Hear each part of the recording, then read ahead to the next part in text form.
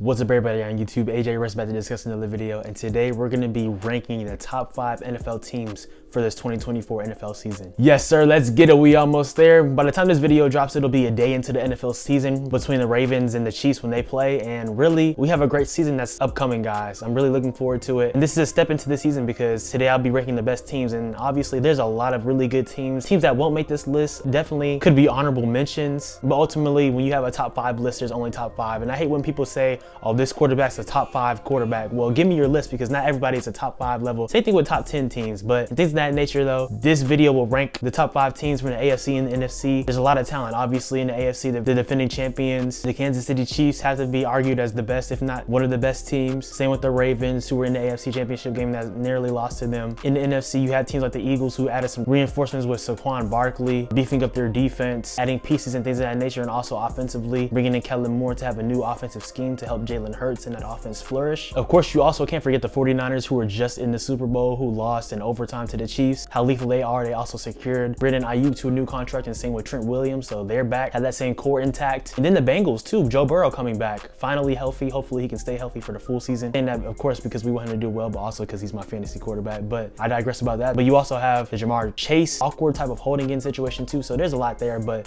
those teams have to be considered too. The Green Bay Packers, we saw the second half of the season that they had Jordan Love stepping into his own, that team coming together, also adding Josh Jacobs and weapons of that nature. The Lions also made the championship game. I mean, there's a lot of teams, and then teams like the Texans, who added a lot of reinforcements offensively and defensively. CJ Stroud going into his sophomore season, it could be a potential MVP candidate. You still have teams like the Bills, the Dolphins, the Jets coming with Aaron Rodgers in the AFC. I mean, there's just a lot of teams to talk about, but there's only 5 that we can rank, and we're about to get into them right now. So with that being said, guys, make sure you hit the like button and subscribe and turn on post notifications. You know what we post about here, videos about sports, lifestyle, pop culture, NBA, NFL, cooking videos, reels, things of that nature. With that being said, let's rank the top 5 teams in the NFL. So coming in at the number 5 spot, we do have the Philadelphia Eagles, and I don't think that's controversial at all to say. This team, they were just in the Super Bowl 2 years ago. They started off, I believe, 10-0 or 11-0 last season, and then we saw them lose 6 of their last 7 games. Had a colossal implosion, honestly. We saw both offensive coordinators and defensive coordinators get moved on from, and in replacement, bringing in Kellen Moore offensively and Vic Fangio defensively. I think that they'll certainly help them. I have questions about Kellen Moore because he can get pass happy, and in an offense that flourishes off the run, especially adding in Saquon Barkley and some of the RPOs that Jalen Hurts does, ultimately benefit him and the Eagles. I wonder if he'll stray away from that or if he'll embrace that, because if they become a pass-heavy team, which they do have weapons, obviously, like AJ Brown and Devontae Smith and a tight end Dallas Goedert, but if they become that, I don't think that'll work to their advantage, but we'll see about that. But the Eagles, I mean, they really have what it takes, in my opinion, to not only win the NFC East, but also make a deep playoff run, potentially beat the 49ers, because we saw them do that 2 years ago, although the 49ers didn't have really any healthy quarterbacks in that game, in the NFC Championship game. I think that they definitely have what it takes to get there and potentially win this time, but a lot has to go right. First and foremost, Nick Sirianni, he is for sure on the hot seat. If this team doesn't have real success this year and make a deep playoff run, I think they could be weighing their options potentially about having a new head coach. And I understand that he did make the Super Bowl 2 years ago, but I don't think that how things went last season really helped him. But with Jalen Hurts being a franchise quarterback, we know that he had a lot of turnovers last year, way more than he had in 2022 when he was an MVP candidate. But I do believe that this team is going to be well positioned to do well this year. This opening game against Green Bay this Friday, that'll be certainly entertaining and in a measuring stick type of game, because that could be a potential NFC Championship game preview. I don't know about that. Obviously, the Eagles are number 5, so we'll see what the rest of this list looks like in terms of the Packers and things of that nature. But the Eagles, they for sure have enough. They also brought back CJ Gardner-Johnson defensively. You have on a defensive line some talented players like Jordan Davis, Jalen Carter, who had a really good rookie year last season. Still have Darius Slay. You drafted Quinyon Mitchell and Cooper DeJean, and then you also signed Devin White from the Tampa Bay Buccaneers. So they really have enough. I mean, offensively and defensively. I know that Jason Kelce, Fletcher Cox retired, along with Hassan Reddick being traded to the Jets. There's really no excuses. So this Eagles team, I think that they're for sure a top 5 level team. We'll see how things shake this season, but there's no excuse for them not to do well, and they are a top 5 caliber team going into week 1 and going into this 2024 season. At number 4, we have the Detroit Lions, and this team, I believe they could be mentioned as top 3, but when you see the rest of the list, I mean, you'll understand why they're at number 4. But the Detroit Lions, they were so close to making the Super Bowl last year. They had that lead against the 49ers in the NFC Championship game, and really just things ended up going down bad for them in the second half of that game. But ultimately that season in 2023 was beautiful for them. I mean, Jared Goff had a really good year. He got an extension. Penei Sewell on the offensive line, he had a really good season as well. One of the best offensive linemen in the league, obviously. Got an extension, and same with Amon-Ra St. Brown, a top 10 level wide receiver in my eyes. Got an extension as well, well deserved. And this team really has a great culture in Detroit. I mean, they embrace the identity of grit and working hard, and that's what they do. And they got it out the mud. I mean, we saw for years how this team was in absolute purgatory, how bad they were, but now seeing how they've been able to embrace a culture and identity the past couple of years, it's been great. And also at the running back positions, you have Jahmyr Gibbs, David Montgomery to have a nice physical running game. Defensively, they've been able to get better. Obviously, to have Aiden Hutchinson, who they drafted a couple years ago, continuing to be one of the best defensive players in the league. I really like what they're doing, honestly. And they were also able to keep their offensive coordinator, Ben Johnson, who was really integral in terms of their success last year offensively. And they're going to continue to get better this season. I mean, I have no reason to not think that they'll potentially win an NFC North. Now, the Green Bay Packers, they have something to say about that for sure, because Jordan Love, Josh Jacobs, Christian Watson, really the whole team in Green Bay, they're young, but they're flourishing, and they'll certainly make it tough for the Lions in the NFC North. But I just believe that the Lions, they're going to continue to get better. I mean, we saw the steady incline they had for 2022. They didn't make the playoffs, but they were close. And then last year, they won a division and really dominated. So I just really am bullish on the Detroit Lions. I think that they'll do really good, have the potential for another deep playoff run if all things go right, and of course, everyone stays healthy. But they'll be lit for sure. Dan Campbell is a really good coach. I like what he does. I just really have a question sometimes about him being too much of a YOLO coach. Now, you love that about him in terms of how he loves going forward on fourth downs and things of that nature. But sometimes you want to be smart and not just be too aggressive all the time. You want to be aggressive for sure, have that identity, be tough and things of that nature, but also be smart, have the type of posture and intellectually know that, okay, I want to do this, but maybe we should hold back sometimes. But you want to be aggressive, having a good balance. So that's sometimes what I worry about for the Lions. But I think that they'll be really good this year, and they are a top 5 caliber team at number 4. I do think that they're slightly better than the Eagles in terms of how things went last season, but I mean, we'll see how things transpire. Like I said, a lot of things and factors happen throughout the season that could change this, but the Lions are definitely top 5, and they come in at number 4. Top three, yes sir. So this top 3, really you can make an argument about 2 and 3 being flipped, but right now at number 3 I have the Baltimore Ravens.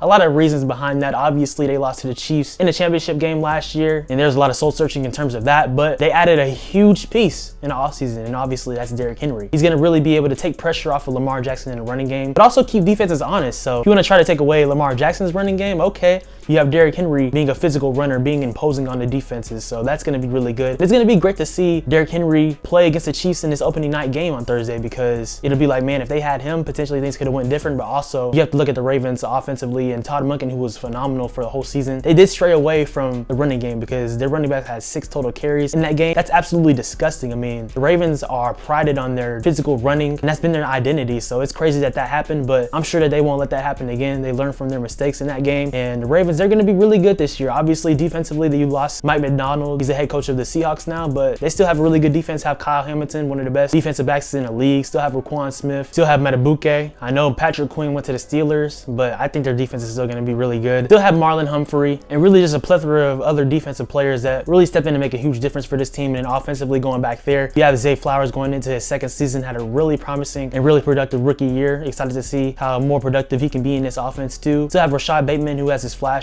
Of course, just need him to stay healthy. And Mark Andrews too, who in my opinion is a top 3 to 5 tight end in the league. Isaiah Likely, a great tight end number 2. He had a lot of great moments stepping up when Mark Andrews was hurt last year. So this team, similar to the Eagles, they have enough talent. Similar to the Lions, I mean, they have enough talent as well too. They just have to put it together, because we know Lamar Jackson, a 2-time MVP now in the regular season. It's really just up to him and the whole team to get things together in the postseason and really just flourish, because I know people talk about like players like Dak Prescott having a 2-5 playoff record, and a lot of people love Lamar Jackson. I love him too, but Lamar has a 2-4 playoff record. Make no mistake, I'm not saying that Lamar can do it on his own, because this is a team game. Football is an ultimate team sport. Everything has to go right, but we have to use the same type of criticism, things of that nature with the Ravens. So their window certainly is still open, but they have to play to their identity, not stray away because you're playing against the Chiefs at home in an AFC Championship game, and the Chiefs are so flashy and things of that nature. You have to play your game and play physical, and the Ravens, I believe that they'll do that, and they're certainly a championship contender this year. They just need to play to their identity, and that's why they're number 3 on this list. So when I say who number 2 is, it's obvious who's number 1 is going to be, and really you can interchange it, because not necessarily because of who won the Super Bowl last year, but I just think that there's a biggest force multiplier, which I'll talk about in a second. But number 2 is the San Francisco 49ers, and really talent-wise, you can make the case that they're number 1, but they haven't won it all yet, and that's what's really keeping them back from doing it. They keep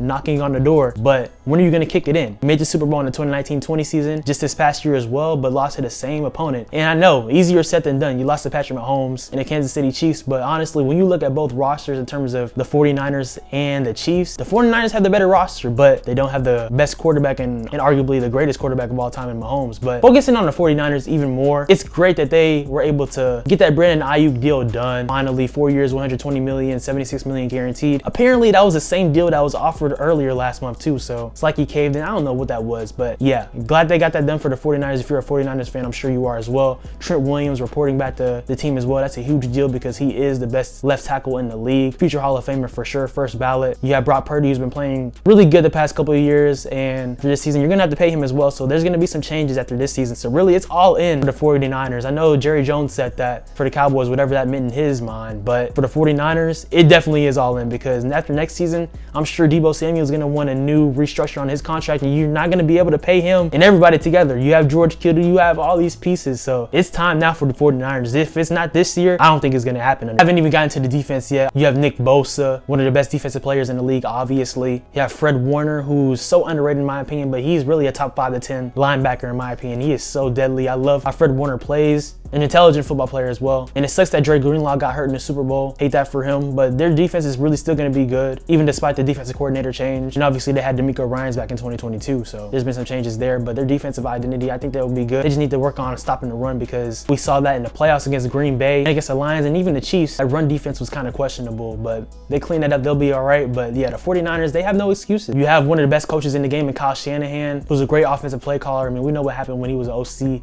in Atlanta against the Patriots. We're not going to hold that against him, but he's a really great play caller. I mean, that team has enough. And obviously, I can't talk about the 49ers without addressing the Ricky Pearsall situation. I mean, it doesn't have to do with football, but it does because, I mean, he's on their team. Prayers up for him. Thank God that that bullet didn't hit any of his organs. I mean, it's crazy that happened, but whenever he gets healthy, he'll be a really integral part of the team as well, too, because he was a first-round pick out of Florida. He'll be dynamic for the offense, and maybe that's potentially their replacement for like a Deebo, because like I said, you can't pay everybody, so. And obviously, what I mean by a replacement, not necessarily saying that Ricky is like a Deebo type of play style. Deebo is kind of like a running back and wide receiver hybrid, but in terms of an added weapon, Ricky could be the replacement to Deebo in that aspect. We'll see what the 49ers do this season. It is all in. If it's not now, I don't think it's gonna happen, so we'll see this year. But I definitely think that they're the best team in the NFC, but they're not the best team in the NFL because at number 1 we have the Kansas City Chiefs, and I talked about a force multiplier a second ago. That's Patrick Mahomes, obviously. The team, especially offensively in terms of his weapons, they've added reinforcements like drafting Xavier Worthy, signing Hollywood Brown, even recently signing Juju Smith-Schuster back, who was on the 2022 Super Bowl winning roster. Even Rashee Rice too, but we still are waiting to see if he'll get disciplined for the stuff that he did during the offseason. So you look at their skill players compared to the 49ers or even the other teams that were on this list, they're not as great, but you have Patrick Mahomes, who I think is the best quarterback of this generation right now, and he's making a case potentially if they can continue to win, if they win 3 Super Bowls back to back, if they win again this year, for potentially the greatest of all time. Now, I love Tom, I love TB12, I still think he's a GOAT for sure, but Mahomes, the dominance that he is having and the run that he's on, it is elite, and we haven't seen anything like it before. That's why he makes the Chiefs the best team in the league, and obviously him and Kelsey, the rapport that they have, being arguably the best quarterback and wide receiver duo or tight end duo of all time, whatever you want to phrase it, they're definitely up there, how they play together. And then Isaiah Pacheco at the running game, I mean, he's been really good for them the past couple of seasons in the league, winning 2 Super Bowls in his first 2 years. I mean, that's amazing for him. But that defense, obviously, that's one thing that needs to be talked about, because last year with the Chiefs having all the question marks with all the drop catches, people like Kadarius Toney who got cut, and the receivers not having stability, that defense was super consistent for them. Having Chris Jones played great, got his contract last year, only missed 1 game, and after that he took off. The defense played great. Steve Spagnuolo, I know he's an older coach, but as a defensive coordinator, he's one of the best in the league, and people don't look at him as a head coach now. He hasn't been talked about in head coaching conversations, but he is one of the best coaches in the league, because how Spags is able to create a great defensive scheme for the Chiefs and really support their offense, their greatest offense being their defense. I mean, man, it's a beautiful thing to see. And they did lose L'Jarius Sneed to the Tennessee Titans, but I think that the Chiefs, they're still going to have a really dominant defense, one of the best top 5 to 10 in the league. So that's a really good positive point if you're a Chiefs fan and just Patrick Mahomes fan and things of that nature, because that team is going to be right back in the AFC. You have to go through Mahomes. You have to go through 15. I mean, there's no other things to say. There was a Jordan era back in the 90s, and right now we're witnessing the Mahomes era. Like I said a second ago, if they win 3 Super Bowls in a row, that's uncharted territory. We haven't seen that before. Like, that's insane to me. So that happens. I mean, it's going to be hard not to say that bro is the GOAT, because it's crazy. this team, especially last year, they shouldn't have won. 2022, you make it a case because Tyreek Hill also was traded. Last year, especially, that team, no one expected them to win. Going on the road and things of that nature, they were still able to get the job done and not only win on the road, but win the Super Bowl. That's pretty special. So we'll see what happens this year. It's going to be really interesting. I do have the Chiefs here at number 1. Some people may disagree. Like I said, from a roster standpoint, comparing rosters, obviously they might not have the best talent and most talent, but like I said, 15, he's the biggest force multiplier. In the Chiefs, they're not going anywhere. You got to go through them for sure if you're in the AFC, because that is a tough road. But yeah, guys, let me know what y'all think in the comments down below. So like I said, at number 5, we have the Philadelphia Eagles. Number 4, the Detroit Lions. At number 3, the Baltimore Ravens. At number 2, the San Francisco 49ers. And then at number 1, the Kansas City Chiefs for the top 5 teams in the NFL right now going into this season. We'll see what changes. Things could obviously change. Like I said, teams like the Texans can take off. The Green Bay Packers can take off. The Dolphins could finally scare everybody. The Bills could still be great. The Bengals, of course. Even a team that people who don't take seriously, I know, especially my generation, because being born in 02, we haven't seen them have any significant playoff success. But even the Cowboys, when a lot of people don't expect anything out of them, that's really when teams start to play great. So I don't think that'll happen, but I mean, they're always a good contender, so we'll see. But those 5 teams, that's who I have: the Lions, the Eagles, the Ravens, 49ers, and the Chiefs. And let me know how accurate of a list you think that is. If you agree, let me know what y'all think in the comments down below. We are almost here. Thank God football is almost back. It's not my favorite sport. I love football though. NBA basketball, that's my favorite, but we're almost back to seeing football. It's a beautiful time in the fall. Thank you, God. Also college football back. I mean, come on, man, this is a beautiful time. I appreciate you guys watching always. Make sure to like, comment, subscribe, and turn on post notifications. Follow me on Instagram and Twitter at SwaggyRuss, and also on TikTok at SwaggyRuss02 for cooking videos, sports reels, things of that nature. More videos are on the way, guys. Hey, stay tuned for these weekly NFL recaps. They are back. I had them back last year. They were a great success. Also had them in 2022, but last year in 2023, those weekly recaps were great. So obviously they'll be the Monday night games. Then every Tuesday, I'll have a weekly recap for NFL week 1s to 18, and also throughout the playoffs as well too. So stay tuned for that. NFL is back. Let's go. Yes, sir. Thank you, Jesus. Know that you matter. You have purpose. I thank you guys always for coming back to my channel. Y'all have a good one. Be blessed. Know that you are great, and y'all have a good one.